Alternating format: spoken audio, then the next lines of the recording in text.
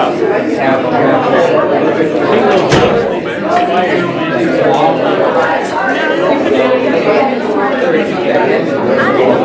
right. Okay, I think we pretty much Yeah. You know I can't talk loud, help me. So we're going to go ahead and get started because we're already about 5 minutes after. So thank you all for coming. We do have West Bend here today, Joseph, who's going to talk to us about vehicle safety. Prior to that, can we please open us in prayer? Yes.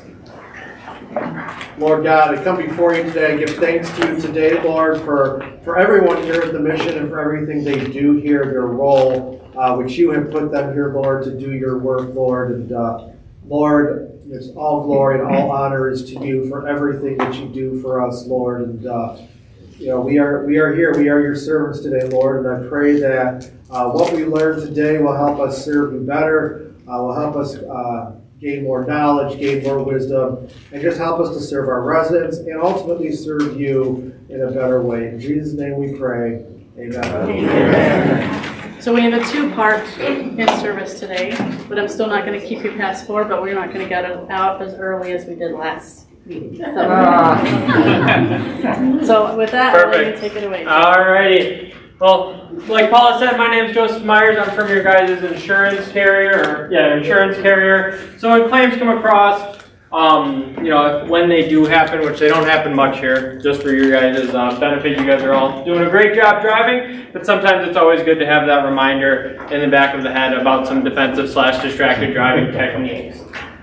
So, like I said, Joe Myers from the insurance carrier. We're going to be talking about distracted and defensive driving. Really what I want to focus on through this is on the distracted driving part. There's going to be 3 different types of distracted driving we're going to talk about, whether it's cognitive, manual, or visual distractions, and then talk about the danger of those distractions. And then we're going to kind of bring it back with the defensive aspect of it. So now we know what a distraction is, how we're going to avoid those distractions. But now there's other drivers on the road. So how are we going to protect ourselves from those other drivers on the road? So before we get into that, let's talk about you guys a little bit. What are we driving? So I was able to talk to Paula a little bit before coming out here today. And this is kind of the list I got from her. We got vans, 15 passengers, cars, trucks, personal vehicles. Does that all sound about right for what we're driving? Each of those, obviously, all their own unique risk. 15 passenger vans, a lot bigger vehicle, a lot more passengers, obviously, since the 15 passengers. So, there's different types of hazards associated with that kind of vehicle. Versus a car, a little bit smaller, a little bit mobile, probably not carrying as many passengers, or, sometimes I like to call passengers distractions, because that's what they often do. And then trucks, higher off the ground, you can have a little bit better visibility. Sometimes your blind spots might be a little bit bigger. So, all those different aspects going along with it is something to consider when we're talking about distracted or defensive driving. Another thing I always like to put behind that, who's maintaining the vehicles? Because when we talk about that defensive driving aspect, obviously a vehicle in better condition, newer brake pads, whatever it might be, might react better than a vehicle that's not in the best maintenance. So we want to make sure we're doing our pre-trip, post-trip inspection. If you guys are currently doing those, to make sure our vehicles are in the best maintenance possible. Then are we familiar with these vehicles? So has anybody gone on a trip where they rented a vehicle or flown somewhere and rented a vehicle? Oh, yeah. Yeah, quite a few of us in this room probably. Has anybody else got accustomed to those little blind spot light up things in your mirror? Yes. Yeah, so I was down in Florida about 2 months ago, and the car I have up here has those blind spot detectors. You kind of take them for granted. You see them pop on and off all the time, sometimes even to nothing. But they're really important when there's somebody is in your blind spot. They usually work most of the time, or there's something that I trust most of the time that they're going to go off. Down in Florida, I wasn't familiar with this vehicle. It was just some vehicle I was renting, and I happened to take it out and about one day, and I didn't get in an accident or anything, but there was one thing. I didn't know that we didn't have the blind spot detection, and I definitely got beeped at a little bit. So we want to make sure that we know what vehicles we have and know what safety features they come equipped with. So one thing, this is all from our public website, and I'll probably promote it a little bit later. But distracted driving, there's a bunch of different statistics out there. You can look them up. There's a lot of different items going on there. One thing I like to point out, 2.74 million estimated number of people injured on our roadways last year. So that's just injured on the roadways. There's no contributing factor to that. That's what they say. And then when we look at, where's my other number here? Where is it? Okay. 9% of fatal crashes, 15% of injury crashes, and 15% of all police-reported motor vehicle traffic crashes in 2019 were reported as distraction-affected crashes. So once again, what do we contribute to those distraction-affected crashes? I see some people probably have them out in front of you. It's going to be your cell phone. That's probably going to be the #1 contributor that we have to those distracted-related accidents that we might be seeing. So I'm not going to bore you guys. I'm not going to walk through all these stats. But basically, it's a bunch of statistics of how dangerous driving is, even though we do it every day during our lives. But we need to understand that it is one of the most dangerous things that we're going to encounter. So, different kinds of distracted driving. So we'll go a little bit deeper with the YouTube videos that we're going to talk about this. But the first one, cognitive. When we're thinking of cognitive distractions, what's something you're thinking of? Anything else but driving. Anything else but driving, right? So there's some things that, might equate to multiple different cognitive distractions, but, you're having a bad day, you're thinking about what you're doing, coming up, on your way to a visit, on your way to the home, whatever it might be. And the one I like to equate most with cognitive that not all of us realize that we do, but it definitely happens to us occasionally. I would assume we all kind of drive home the same way every day, drive to work the same way every day. Have you ever gone through those gaps where you just don't know how you got 2 miles down the road? Yeah, we all do it. We do it all the time. But that's an example of that cognitive distraction. Because obviously, we just kind of went absent-minded there for the last 2 miles. We didn't know what was going on. We don't know how we got here. We were thinking about something else. But that's something that we need to think about. So this YouTube video, which we'll go into in a little bit, it will share kind of a personal story from somebody at West Bend who had a personal tragedy to do with cognitive driving. So it kind of just reinforces it a little bit more. And another one that I mentioned was cognitive driving, which I don't know if we do a lot of overnight work. But, with daylight savings, our sleep schedules are a little bit messed up now for a little bit. So maybe in that morning you're feeling a little extra tired. In the afternoon you're feeling a little extra tired because you got up earlier than you're used to. That's another cognitive distraction when you're sleepy. So that's something to think about as well. Visual. What are we guessing with visual? Sun. You're looking at something else, right? Sun. Sun works. You're coming down on 39, they're building a nice big old hoe chunk, and they keep doing more and more stuff over there. That's a visual distraction.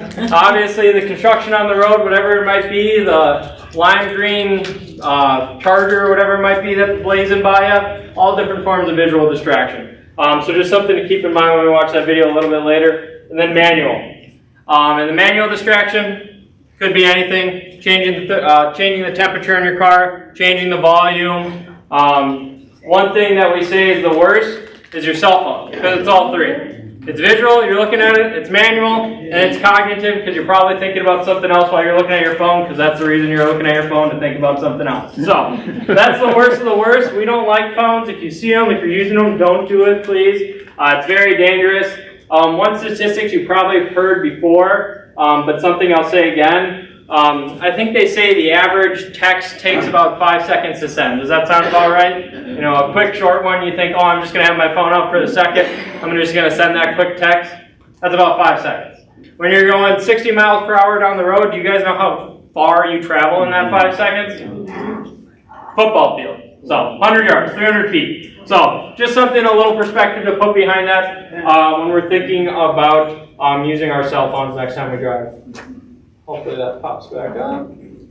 Perfect. So the first video we're going to see here, once again, it's going to be about cognitive distraction, so we're just going to dive a little bit deeper into it. Like I said, I like these videos a little bit more because they're actually from our West Bend associates who developed these videos and are talking about personal stories. So, start with this one. My name is Eric. I'm a senior claims representative here at West Bend Mutual Insurance. Before coming to West Bend, I was a Washington County Deputy Sheriff for numerous years here in West Bend as well. I'm here to talk to you today about distracted driving. Most people think of distracted driving as texting or talking on the phone, eating, maybe doing some personal grooming. But another aspect of distracted driving is a cognitive distraction. When your mind isn't focused on the road while driving. I think all of us can probably relate to a moment in time where we drove maybe home from work and you don't really remember how you got there. Your mind wasn't fully focused on what you were doing while you were driving, and the time that passed, you really can't recall. As a law enforcement officer and a claims representative here at West Bend Mutual Insurance, I've seen the devastating effects of distracted driving many times in many instances. However, the most impactful instance of a distracted driver was in my personal life.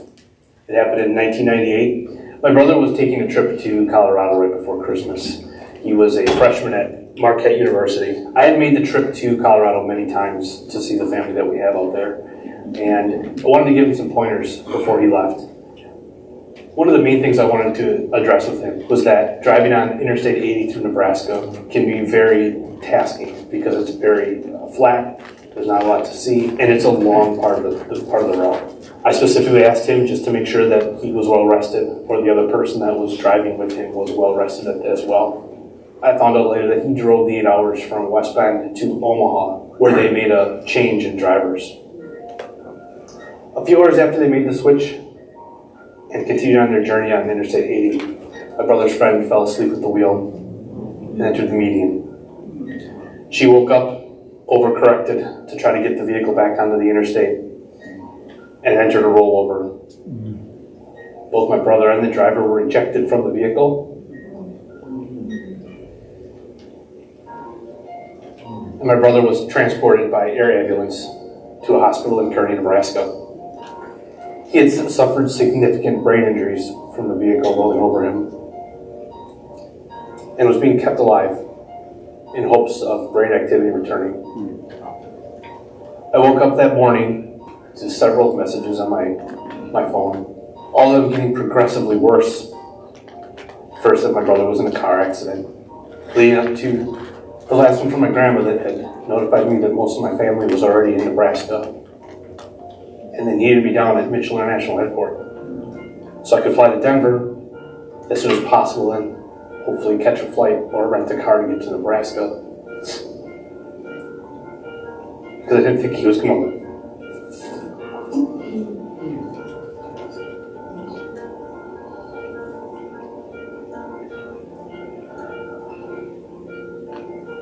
I made it to Nebraska on December 18th. Before I had gotten there, they had pronounced my brother dead. I remember crawling onto the hospital bed and hugging my brother for the very last time.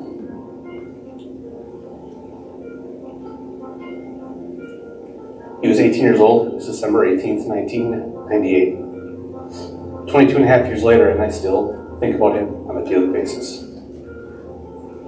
Luckily, my brother's friend who was driving survived the accident. She sustained significant injuries, but was able to tell us some of the things that they did, like pulling over so Sean could take pictures of the sunrise. And then she fell asleep. It's a cognitive distraction, and that distraction changed the lives of so many people to this day. We lost a sibling, a son, a grandson, and a friend. He wasn't thinking that this could be the last trip of his life. This moment of a cognitive distraction changed the lives of so many people in just an instant. Driving is a physically and mentally demanding task, so you need to be prepared before you leave, whether you've taken the route that you're traveling or it's a new route, whether it's near or far. Make sure you're physically and mentally ready to make that trip, because one instant can change the lives of so many people. Not just yours and the people in your car, but other people you share the road with. The ultimate goal is to get wherever you're going safely. Sorry to pull on the heartstrings there, but it paints a powerful message, doesn't it? How much cognitive distractions, and even the other distractions that we're going to talk about, and how serious the impacts can be from those distractions, and why we need to put them away. So I promise that's the most heartstringy one I got for you. The next two are, still good examples but you know, they might not make you tear up as much as that one. But the next one we're going to move on to is visual distraction. Hi, my name is Katrina Lukenberger, and I'm a loss control consultant here at West Bend Mutual Insurance Company. Because April is Distracted Driving Awareness Month, we want to help build your awareness about the many distractions you may encounter while driving. Today, during the first part of our West Bend Focus Initiative, we'll be discussing visual distractions. Visual distractions are the most common cause of distracted driving. Basically, a visual distraction is anything while driving that takes your eyes from the road or the direction you're driving. This could be an attractive billboard, a street sign, an appealing car, or an interesting person on the street. It could be your navigation system, the thermostat, a passenger, or the radio. And of course, it could be your cell phone. Vision is one of the primary ways we gather information. Driving is a highly visual task because it involves perceiving the distance between objects and the speed at which those objects are coming or disappearing. So, when you're driving, your eyes must stay focused. Think about it. You can drive without your sense of hearing, smell, or taste. But if you can't see, you can't drive. Often, drivers don't realize how quickly a dangerous situation can happen when they take their eyes off the road. It takes about 5 seconds to read a text, according to the National Highway Traffic Safety Administration. Moving at 55 miles per hour, a car will travel the length of a football field, 100 yards, about 300 feet in those 5 seconds. That's plenty of time and space for another vehicle to cross your path and brake in front of you, or for a child to run out into the street. If you're not looking, you aren't prepared to act. You can use these tips to improve your ability to identify dangerous situations and react appropriately to them. Avoid looking away from the road. Avoid eating, glancing at your cell phone, searching for items, or doing anything else that takes your awareness away from the road. Adjust your mirrors so you can see everything around you before you start to travel. Check your mirrors every 3 to 5 seconds. Continually scan the road. Don't just focus on one spot. Danger can come from any direction at any time. Pull over and park in a safe spot to set your navigation systems or send text messages. Thanks for joining me, and we hope to see you next week when we explore the topic of manual distractions. In the meantime, stay safe and keep your mind and eyes on the road and focus. Now we'll move on to our last one here, manual.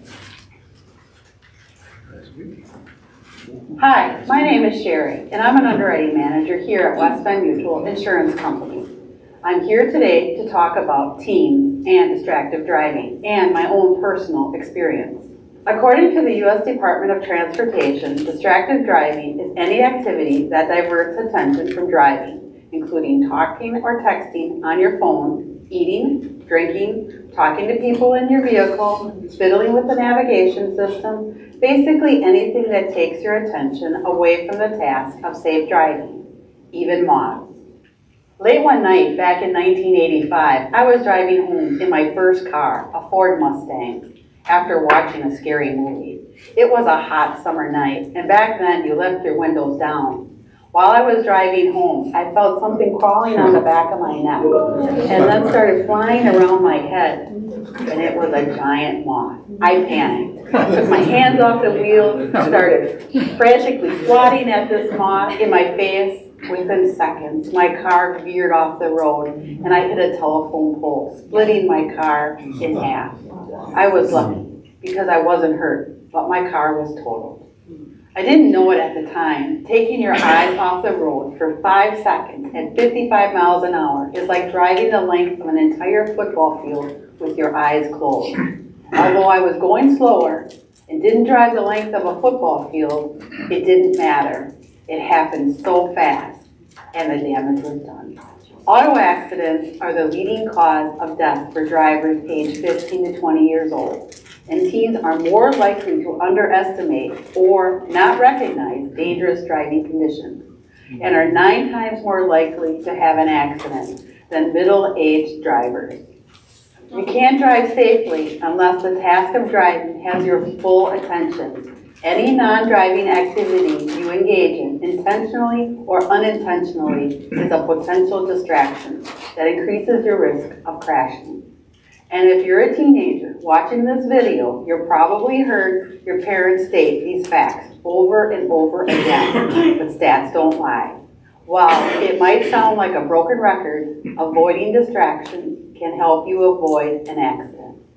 If something unexpectedly happens to you while driving, try not to panic, remain calm, slow down, and safely pull over. The moth in the cart, the dangling spider, or spilled water won't injure you, but your decision to remove your eyes from the road, hands from the wheel, most likely will. The next time you're driving, take it from me. Focus on the road and not on the distraction, because moths don't carry auto insurance. So, like I said, I wanted to highlight the dangers of distracted driving. So hopefully those videos kind of pointed them out to you, and kind of the severity or the severity of some of the situations that you may find yourself in. Let's see here. And we don't have time for this last video, but I'll send this presentation to Paula, and she can play it for you guys sometimes in the future, or she can just share it with you guys. But this one's called 8 Seconds, One Fatal Distraction. So this is actually an incident that happened over in Minnesota not too long ago at this point. I think it was 2018 or somewhere along that time frame. Maybe some of you guys have already seen it. But basically, this guy was in like a straight truck, which is kind of like a moving type truck or a moving truck, an F-350 with a box on the back. And he was driving down the road. Him and his wife, they paint the better story because obviously they're trying to make it very heartfelt as well going along the way. But him and his wife were looking to buy their first home, or him and his fiance were looking to buy their first home. So she sent him a link to a house. So this is all on dash camera footage. It can all be seen. This driver, he chose to look down at his phone, and they call it 8 seconds because he was looking down at his phone at 8 seconds. During that time, I think they say he traveled, I guess, what do we say, 5 seconds? So let's say he traveled 500 feet or something along those lines. There happened to be a stoplight in the way, and he ended up running over a car in front of him at the stoplight. So he ended up killing the person in that car in front of him. And during this video, once again, it's a very good video and it illustrates the dangers very well. It's actually filmed from him in prison because he got a felony manslaughter charge to go along with it. So that's something that a lot of people don't necessarily consider as well when it comes to those distractions. You know, it's just not affecting the person you injure, not affecting your self-injury, but there could be some criminal offenses to go along with it. So something to keep in mind next time you get a text message, call, or whatever it might be. So I'm just going to plug our resources real quick. So on the silverlining.com, which is West Bend's like public-facing website, there's a lot of good distracted driving and defensive driving resources out there. If any of you guys have teen drivers at home, there's some teen driving resources as well. You know, have your teens watch those videos, especially, you know, whether it's that fatal 8-second video, whether it's the cognitive manual or visual distractions. You know, it's a good opportunity for them to understand the dangers of driving and the responsibilities that they have on the road. So, from distracted driving to defensive driving. So we're defensive driving. So now we already talked about the distractions. We're eliminating those. We're no longer going to get distracted. We're focusing on the road, driving down. But what can we do about the other drivers? We scan. Obviously in Rockford downtown during rush hour, if there's an accident, something like that, it can get backed up. So, you know, we want to make sure we're scanning around us, seeing who's putting on those turn signals or lack of turn signals when people are going to merge, get on the highway, whatever it might be. The big thing to me is maintain that cushion of safety. I know you can't really maintain that cushion of safety behind you, but you can maintain that cushion in front of you. And I know what you're going to say, these drivers, they just pull in front of me if I'm not close enough to the vehicle in front of me. Let them do that. It's not worth getting into an accident over because somebody brake checks you, somebody comes behind and all of a sudden you're in a pancake because they don't slow down in time, whatever it might be. So maintain that cushion ahead of you so you have that path of escape if you need one. And then adhere to the safe following distance, the same thing. But, scanning wise, what's an appropriate distance to scan? It really depends on what scenario you're in. You're in the city, you're in a rural countryside, you're on the highway, whatever it might be, you got to make sure it's appropriate for that situation. You know, you're in the city, you're probably only going 25, 35 miles per hour or something like that. So you don't have to scan you don't have to scan as far ahead as you would on the highway when you're going that 65, 70, 75. Hopefully nobody's going 80 too often in here, but we probably have a couple people. And then rule, what other dangers are we going to be looking out for? Distracted driving, so cushion of safety, what is around your vehicle, front, sides, and rear. Once again, that's another part of that scanning. We've got to build that cushion of safety, keep those people around us. Like I said, really the only one that you have total control over is that cushion in front of you, and that's what you need to keep open for that escape when you see that car speeding up behind you. If you see somebody trying to merge to your left or right, make sure you know that escape if you had one. Need to continually scan, including mirrors, like I said. The mirrors are the best thing you can do, and if you have those blind spot protections, those can help as well. And then make sure you have that escape route ready if you need one. So, following distance, minimum of 4 seconds. Next time you're driving out on a highway, pick something out in the distance and just count it off. You'd be surprised how far 4 seconds is. A lot further than you think it is, especially when you're going 70, 75 miles per hour down the interstate. So make sure you're aware of the following distance, and then going along with that, make sure you're aware of the weather conditions too. Especially in the time of year we are. We got that dew on the ground in the morning. Could potentially still be a little slick because maybe it was freezing weather the night before, whatever it might be. We got to make sure we're aware of that. Snow, because odds are that's going to come probably this weekend again, even though yesterday was 70 or whatever it was. That was nice for a day. But we'll get there again. But we got to make sure we maintain that distance in front of us. As a defensive driver, you need to anticipate and then react to these issues. Like I said, we don't know what's going to be going on with the other drivers next to us. A lot of times they don't give warnings, they don't have their turn signals on, they're going to do what they want to do. So we got to make sure we're anticipating and reacting to those people around us. So, tying it all together here, I told Paul I would stick to 30 minutes, so I got to stick to 30 minutes here. I got to keep to my word, but distractions are a major cause of accidents while on the road. We talked about those 3 different types of distractions. What are they? Anybody? Cognitive, manual, visual, right? So we all know not to do while we're driving. So, big thing is that phone. That's all 3. Put the phone down. I don't know what your guys' internal policy is, but I'm pretty sure in the state of Illinois it's hands-free, right? Yes. Or one touch, something along those lines. So we got to make sure we have those phones down, because as soon as you pull that out, you could get pulled over, and it could cause for a much more serious accident if you were to be in one. There's also different settings on your phones that you can use as well. Your phone is pretty smart these days. You might want to think it doesn't track you, but it tracks you pretty well. There's even settings on there where your phone knows when you're driving, and you can have it send your phone calls to silence when you're driving. So it knows you're moving pretty much at a fast rate of speed. So that's something that we do at our company. We just send all of our phone calls to voicemail while we're driving, because we're just going to eliminate that distraction as a whole. We got to practice what we preach. And then know the state you're in and the laws you're using while driving. Once again, I appreciate you guys having me out today. If there's kind of a main point that you can take from this presentation, eliminate those distractions. Physical, or manual, cognitive, and visual. The most important being that cell phone, because that's what's most available to us these days and what we see cause accidents the most. So, thank you guys. I appreciate it. And now that I'm about to leave, I hope you guys have a safe and healthy rest of the year. Thank you. You too.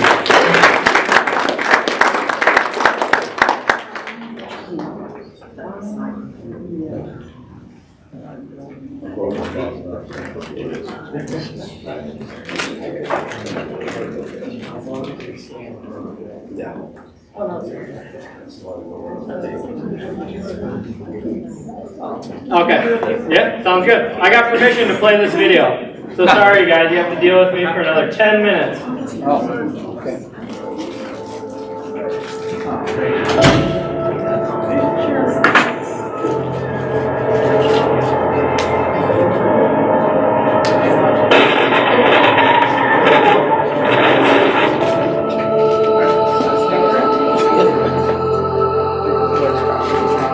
I play that moment in my head multiple times a day. There wasn't anything I could do. I was out of control. From the time that I looked down at my phone to the time that I looked down, 8 seconds had passed. I never realized how far you travel in 8 seconds. You see it too often? And Tuesday was another example where someone's killed on our roads for no reason other than someone else's poor choice to make that phone more important than driving. We shouldn't need a law to tell us to pay attention while driving. We should just be paying attention while driving because we know it's the right thing to do. And had that happened on Tuesday afternoon, there's no doubt in my mind that Mr. Bursig would have been home. He was stopped at a stoplight, and I hit him when I was going 63 miles an hour, and hit so hard that my truck went on top of his car. I couldn't steer. I couldn't. The brakes didn't do anything. I couldn't do anything. I've heard the reports that the fire department took hours to get him extracted from the vehicle. That is a haunting image in my mind that I think about all the time. We'll never get to see our dad again. And it's all because of the 8 seconds that Sam decided to look at his phone.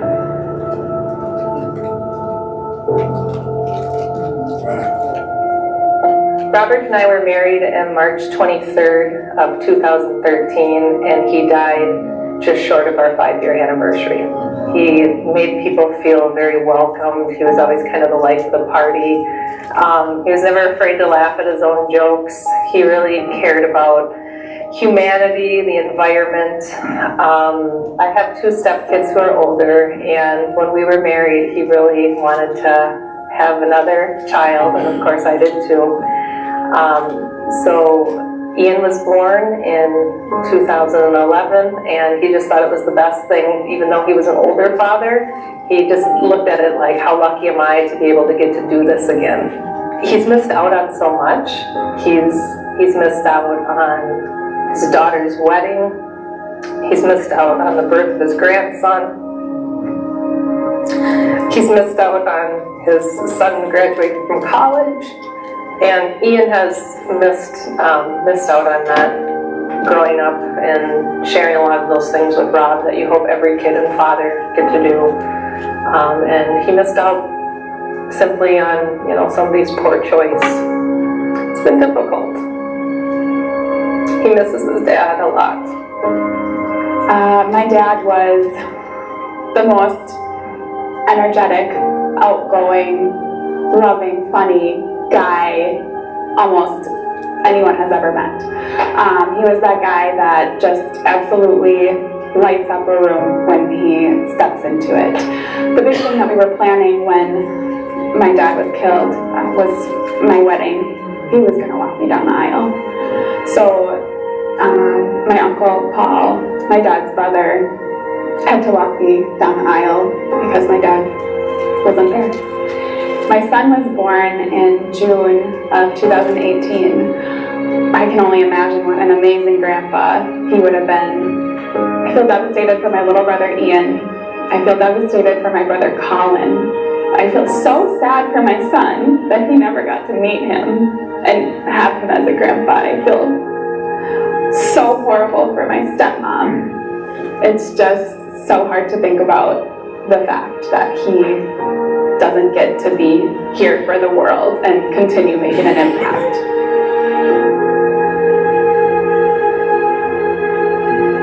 The day of the crash, I was leaving my second to last stop. And I got on the Highway 36 going east towards Wisconsin.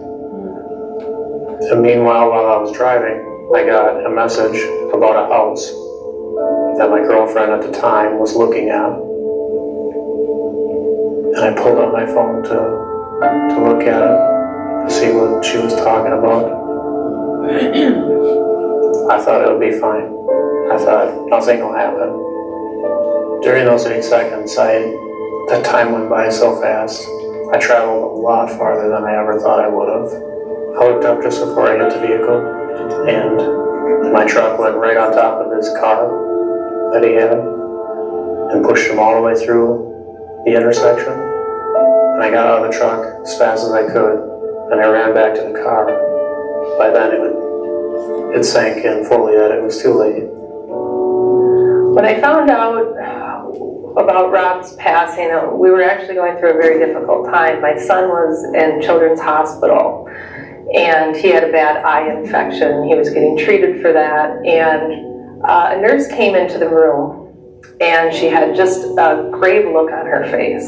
And then a state trooper came over to me and sat me down in a chair and told me the news. And I remember, you know, maybe about 20 seconds of just numb, staring at him, and then having to go to the next room and tell my son that his father was killed in an accident.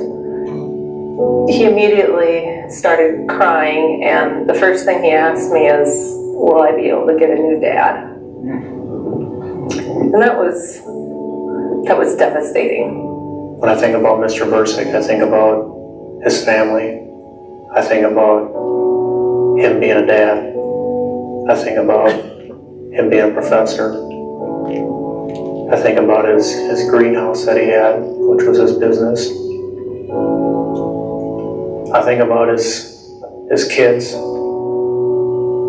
You definitely don't want to be that person that takes somebody else's life. You don't want to go to jail over it. You don't want to hurt your own family and their family. At the time of the crash, I was a single dad raising a young son and a young daughter. Over the time I've been in jail, my children have missed out on me being there for Christmas, for Thanksgiving, for their Christmas concert. And they've just missed out on me being there every day as I was before. I know in the future my family will get to have me back for holidays. But Mr. Bursick's family won't have him back for any future holidays. It's heartbreaking to know that happened, to know that I caused that, to know that it's my fault that they won't get to enjoy another holiday with him. I can't say I'm sorry enough.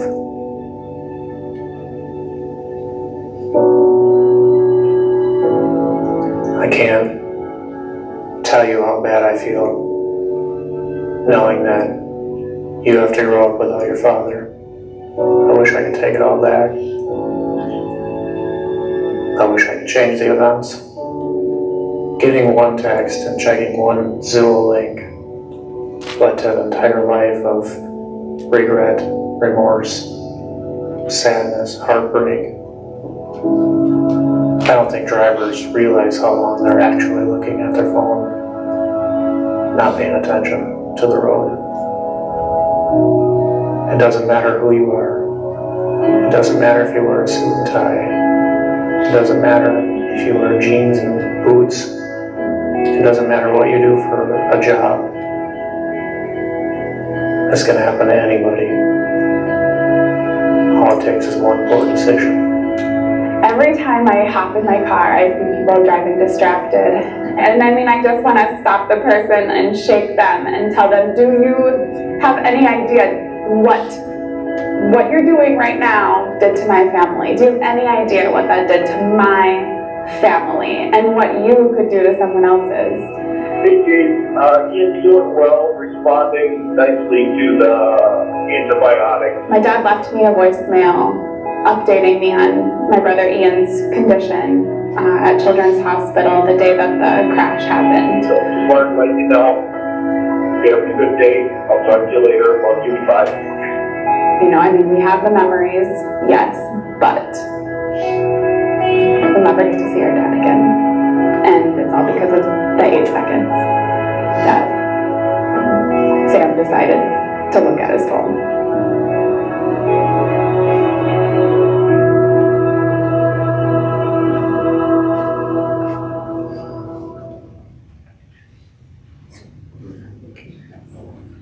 With the power of Pauline's vote. Like I said, I don't think I can sum it up any better than that video does for you and how dangerous distracted driving is. And, you know, next time you consider reaching for your phone, sending that text, making that phone call, eating that bite of sandwich, just remember the effects that it has on other people in your community as well. Alrighty, thank you. Have a good day.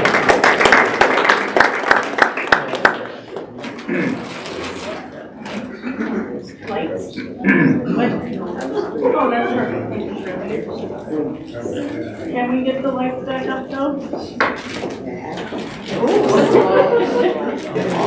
Okay, so now we do actually have the joy of having Maureen from Paylocity here.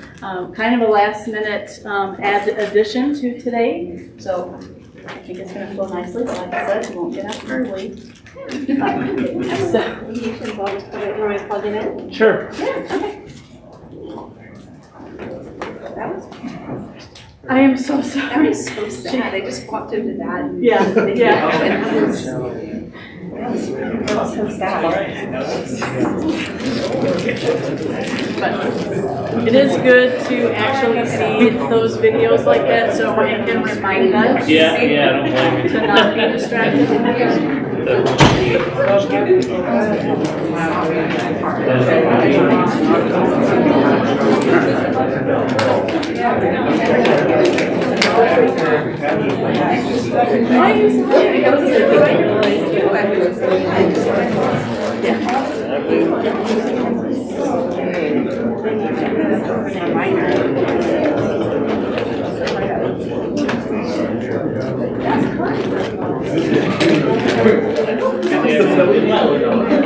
One week I'm going to play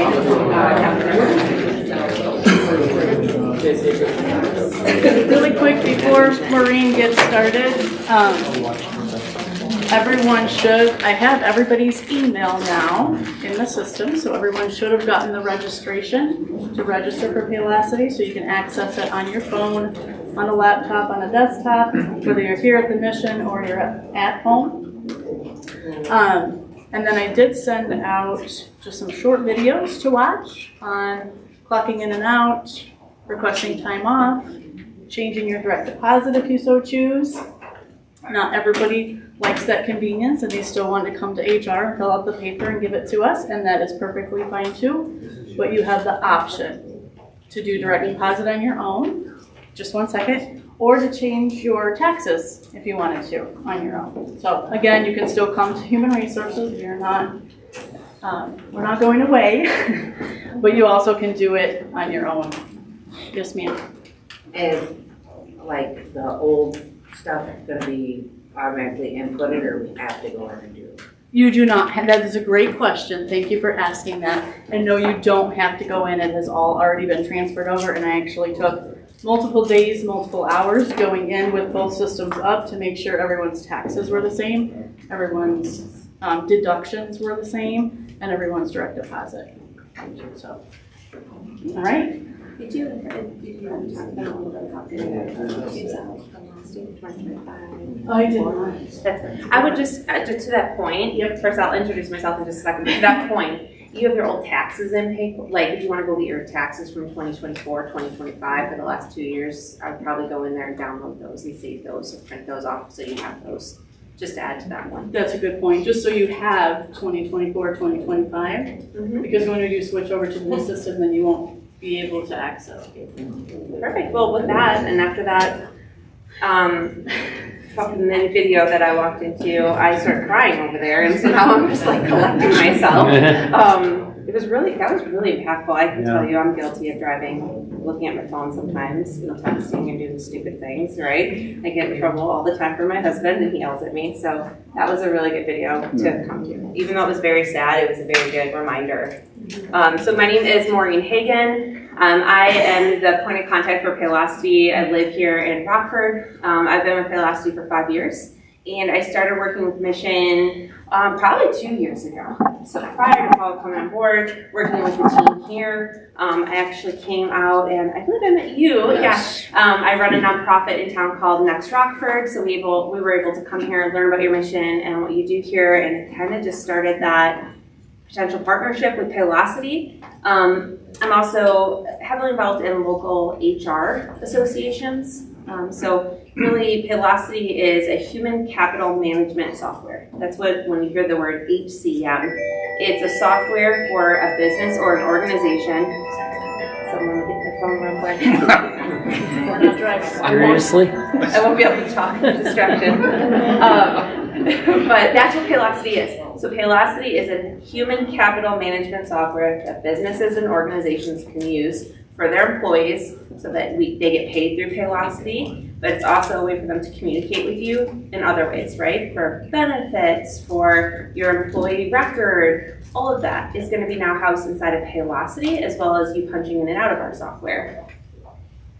So a little bit more about me. I was 40 under 40 Rockford, super excited, really grateful. It was awesome. Also went to Olivet Nazarene University for school. So really close to kind of the same mission that you guys have here as an organization and what you're trying to do back to the community. I kind of use Paylocity as a way to give back to my community and find value in making our community a better place to be by providing tools to people that live here, right? We have good communication tools, good modern software. It helps retain and attract talent to our area, which increases the businesses the businesses that we have in the Rockford area, right? People want to come here and work here because we have these tools, right? So it's kind of like how I tied my why statement to working at Paylocity, is to be able to provide to the community that way. Okay, just a little bit about Paylocity. I know you guys have had a long day and you've been sitting here for a while, but I think it's important that you understand that we're going to be a true partner of Rockford Rescue Mission. We are headquartered in Schaumburg, Illinois, right behind Woodfield Mall. We have these big 2 towers. If you're ever driving down 90, one of them says Paylocity on the top of it. We've been around since 1997. We work with about 125 businesses in the city of Rockford alone and pay all of those people that work at those organizations. And across the state line area, which includes to me Freeport, Beloit, Rockford, Hearts maybe a little bit, so they're like Pack and everything in between. There's about 325 businesses and organizations that we work with. We work with most of the nonprofits here in town as well. Almost all of the nonprofits are my clients, and so just really excited to help you guys as well. So really, Paylocity, I'm going to skip through this a little bit, but it's a tool. It's a single record for your organization to have everything that they need in one thing. Why this is beneficial to you as employees, I don't know if you've ever worked in an organization and you have maybe an app to see your time clock. You have another login to see your pay stub. You have another, so things start to get disconnected and it's not the best experience for you, right? So this is why everything is in a single solution and it's really a good resource for you guys to have your own information. When I talk about Paylocity and the benefit to you guys as employees, I also talk about transparency. You can see your own information, you can update your own information. And so I think that that's really a value add to you as an employee. So I'm just going to go through just a quick checklist. Like Paula mentioned, you should have received a username and created a login and got into whether that's on a desktop or your mobile app, right? And can I just have a show of hands of people that have logged into Paylocity? Okay. Pretty much everyone here. Now put your hands down. Who hasn't logged into Paylocity and is having issues? Not yet. Not yet? Okay. No worries. If you have any issues, let Paula know. But you should get in there, play around a little bit. I know if you probably already went in there. Some things that I like to kind of run through. This is a really tiny little checklist here. But one, download the mobile app if you're comfortable. But you can access Paylocity if you don't want to download the mobile app. You can access Paylocity on anything that has internet. Okay. Also, if you register, so you've done that, you can check that off the list. Watching that training from Paula on how to access your paycheck and your tax forms. It's very user-friendly software. So you should be able to navigate from the home screen, we call it the home screen, because it houses everything that you need as an employee in that one location. So you're going to be able to see your pay stubs. You're going to be able to request time off. You're going to be able to punch in and out if you're an hourly employee. You're going to be able to eventually, and I don't know what's currently set up because we're still kind of finalizing implementation, but you'll be able to see like an employee handbook, maybe some documents for reference, right? So it's an area for you to go to and have everything that you need in one spot. Some things that you should double check, kind of already brought it up, like looking back at your old system. Well, we carry over all that old information. Let's make sure it's still up to date. So you as an employee of the organization really need to make sure that your address is good, your phone number is good, emergency contact. I know that changes sometimes. Make sure it's still good and the right person in the system. double verify your direct deposit, right? These are just like checklists. Like go into your file and make sure it's all up to date. You can do everything from the mobile app. One thing I noticed though, Marie, is the videos that I had sent them, it does seem to need to be in like a desktop or laptop. Like they're not able to see it on the phone, it just kind of skips. But when we looked it up on the laptop, it didn't work for the person who had those issues looking into it. So I know the thrift store was having that trouble this morning and then another employee, so. Interesting. Okay, yeah, it should work. I don't know why it's not. It might be like a flaw. I don't know why, but yeah. I just wanted to let everybody know, so if you go to watch those videos and it's not working on your phone, log in on a desktop or a laptop. Yeah, make sure you have good service, make sure that your app is the most up-to-date version, things like that too. So there is some training, direct deposit. We had talked about your demographic information. There's going to be rewards and like a recognition type tool as well. And there's something called Community. It's an internal communications tool, but it's also a way for you guys employees to not only get updates like a newsletter type feed that's going to be inside of Paylocity, but also use it to recognize yourselves. So Paylocity allows you to recognize each other. Maybe you don't get to see someone that works at the thrift store, but you heard great things about them, or you heard that someone went above and beyond when you weren't able to see that person do that, or I don't know, there's a lot of ways that you can recognize people and say, hey, good job. Thanks for going above and beyond. You're doing, happy birthday. Didn't get to see you yesterday. Hope you had a great day. You can communicate that way as well through Paylocity. And then there's also the ability, because we want you to feel a sense of connection with each other through the tool, you can create subgroups like recipe groups, for example, inside the tool and share recipes, right? I'm using that as an example for a way for you guys to communicate with each other outside of just working together. It's really a tool for you guys to share information with each other, as well as create fun groups. Paylocity has hundreds of groups. I'm in like a Pokemon group for my kid. I'm in a mom support group. My son is autistic, so I'm in an autistic support group for other parents that have disabled kids. So I'm able to do that all inside of Paylocity right directly through the app. So this is just some ideas. I'm here really today just to be the face of the company and introduce you and get you excited. I have a 1-minute video that's nothing like you just watched.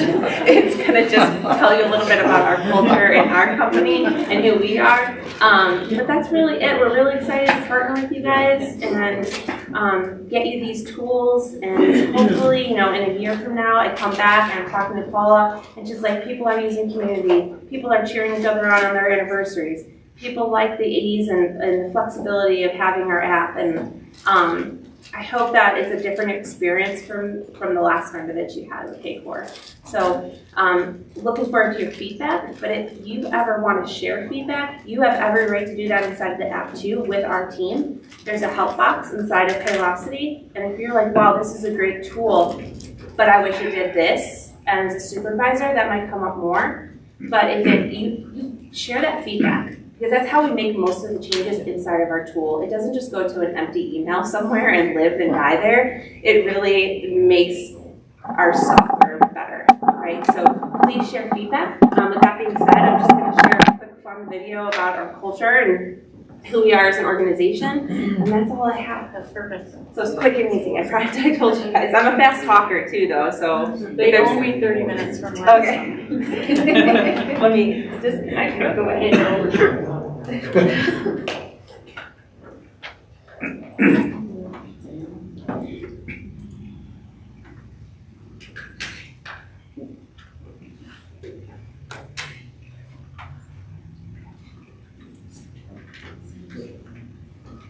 This is the right video. There was a lot of marketing videos though, and I hope I'm putting on the right one. It might be a surprise.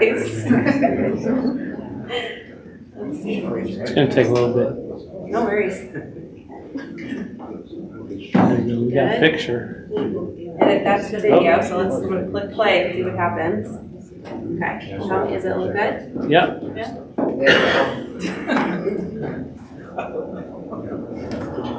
Yep. No, is it gone? It's working. Okay.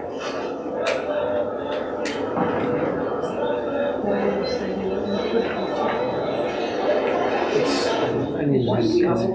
We hustle because you hustle. We care more. Hey, Watson, Karen is just Might want to turn your volume up a little. just a cutting-edge technology company. We're people. It sounds obvious, but in business, it's one of those things that's easy to lose sight of when you're too focused on the day-to-day. People matter most. We're not just providers to our clients. We're partners, driven to help them achieve growth and success. We take care of today, so together, we can help them focus on the things that matter most, like culture. Like tomorrow. People build culture. They're the heart of every business. I'm surrounded by the best people in the business. Today will always be today, but tomorrow, it's filled with possibility. Partners. We earn it every day, whatever it takes. True partnership. Always moving forward. Together. So much happier than that. But thank you guys so much. I appreciate your time and letting me come here and say hello and introduce myself and introduce Paylocity to you. If there's anyone that has questions, I'll be available to hang out here for a few minutes after this. But you can use Paula to get questions back to me too, right? So if you're having any trouble with training or you just need a clarification on anything inside of the software, feel free to reach out. All right, so that's it. All right. Thank you.